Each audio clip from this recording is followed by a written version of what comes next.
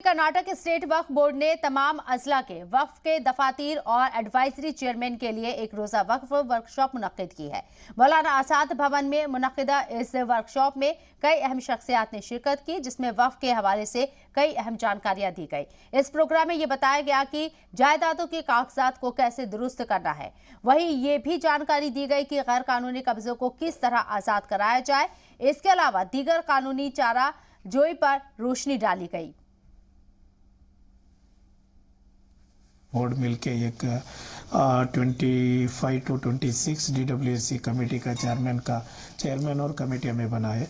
उसके बाद हमें लगातार सोच रहे थे 5-6 महीने से उनको एक ट्रेनिंग क्या DWSC चेयरमैन का ओहदे पर आने का बाद उनका जिम्मेदार जो रहते हैं और कमेटियां का जिम्मेदार क्या क्या करना है उसके बारे में ट्रेनिंग करना है करके गुज़िस्ता हमारा बोर्ड मीटिंग में ये तय हुए। हमें आज एक प्रोग्राम रखेंगे सिर्फ डिस्ट्रिक्ट चेयरमैन और हमारा डिस्ट्रिक्ट ऑफिसर्स और डिस्ट्रिक्ट चेयरमैन का बीच भी कम्युनिकेशन।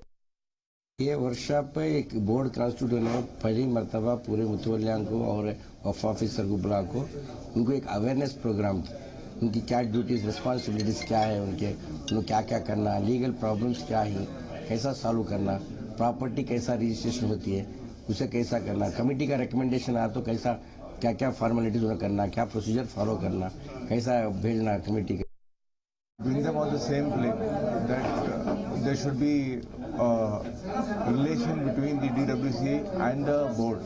So कहीं भी जो पहली बार किसी का इलेक्शन होता है, सिलेक्शन होता है, तो उनको एक ट्रेनिंग देते हैं कि कौन से रूल फॉलो करना है, कैसे करना, क्या करना, dos and don'ts of the role.